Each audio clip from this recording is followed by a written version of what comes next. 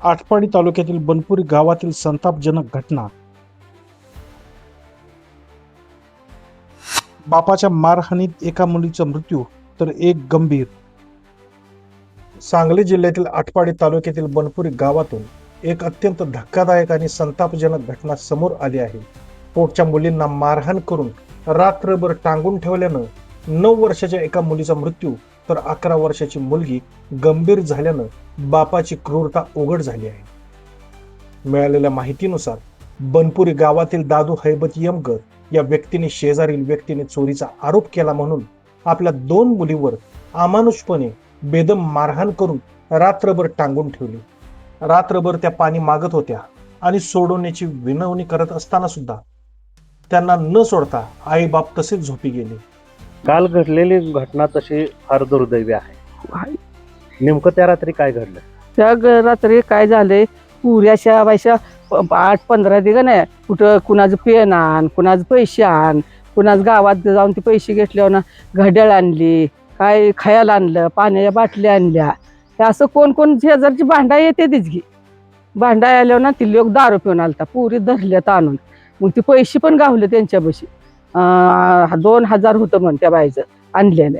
त्याचं 550 ह्यांनी खराचलं होतं आणि बाकीचं होतं ती धरल्यावर ना दाखवलं त्यांनी. आम्ही अमक्या जाग्याला ठेवली होतं म्हणून असं दगडाखाली ठेवलेलं.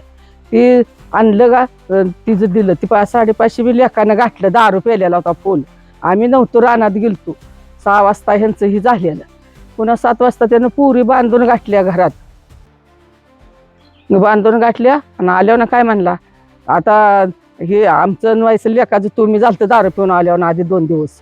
मग म्हणलं एकानं सोडलं तर पुरी मी कुऱ्हाडीनं कुईत्यानं माणसं तोडील म्हणलं की लोक. मग त्या पुऱ्या हळ्या मारतो त्या आजोबाला, बापू बापू बापू म्हणून. मग बापू मी काय म्हणलं, तुम्ही आता बोलूच नका पुरीसनी. मग मला पण हळ्या मारल्या आजीला, आय आय आय म्हणून.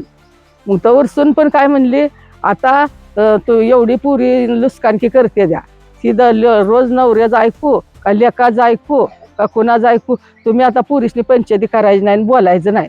नाहीतर मग ही लोकांच्या खडण्या भरून रोज देत वासाय मला सारे नावं ठेवायला लागले, ती पुरी अशा करते द्या म्हणून. त्या पुरीसने आम्ही बघितलंच नाही. तिच्या बानं असं हातन पाय बांधलं आणि वर असं बांधलं. तर आम्ही इथं दारातच झोपलो. दारात झोपलो. रात्रीचं पण हळ्या मारायला लागलं. मग पाणी पाणी म्हणलं, त्या बाणच उठून दिलं. आम्ही उठलोच नाही. एवढी आमच्याकडून चुकी झाली. तुम्ही सोडवण्याचा प्रयत्न केला नाही? सोडवताना म्हणलं मी माझ्या कुणी सोडवायचे नाही.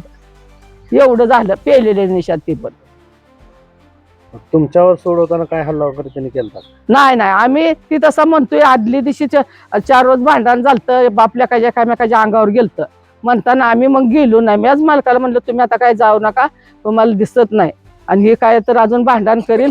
आता बांधले तर नुसते म्हणल्यावर काय होते, पुरुषनी एवढा माझा प्रश्न गेला. सकाळपारी उठून ती 5 वाजताच गेला आंघोळ करून. मग 6 वाजता आम्ही उठलो. सून उठली, मी उठली, मालक उठलं. आम्ही बाहेर इकडे पाणी ठेवलं. सून लुटते करत्या. मालक त्या आत खोलीत गेलं तर पुरी लोंबकाळते द्या. मग त्यांनी सोडलं पाणी पाजलं. दोन्ही पण पुरी पेल्या कर. तिला मग असा वारवश आणली. आता पुन्हा दुसरी एक नाही 2 नंबर 3 नंबरची, तिला असं व्हायचं जास्तच झालेलं होतं. आणि ती बोलत होती. ती म्हणलं, आई मला जेवण पाहिजे. त्याला दही 1 चपाती बिस्किट चारलं आणि त्याला दवाखान्यात नेलं. आमचा पुतण्या मातीला गेलता. आमच्या इथं माती होती सकाळ 7 वाजता. मग त्या मातीला गेलता, त्याला फोन केला का लगेच मी नेलं आटपडला. या क्रूर प्रकारात ऋतुजा दादू यमगर वय 9 वर्षे हिचा दुर्दैवी मृत्यू झाला. तर अनुजा दादू यमगर वय वर्षे 11 ही गंभीर जखमी असून उपचार घेत आहे. दादू यमगर यांनी परस्पर अंत्यविधीची तयारी केली, पण पोलिसांना ही घटना समजली. पोलिसांनी या घटनेची गंभीर दखल घेतली आणि आटपाडी पोलीस स्टेशनचे पोलीस निरीक्षक विनय बहिर यांनी आरोपी दादू हैबत यमगर याला ताब्यात घेतले. त्याच्या विरुद्ध गुन्हा दाखल करण्याची प्रक्रिया सुरू आहे. या प्रकरणाचा अधिक तपास सध्या सुरू असून घटनेमागील नेमकं कारण शोधलं जात आहे. एका बापाकडूनच अशा प्रकारचा अमानुष अत्याचार होणं ही अत्यंत वेदनादायक बाब आहे.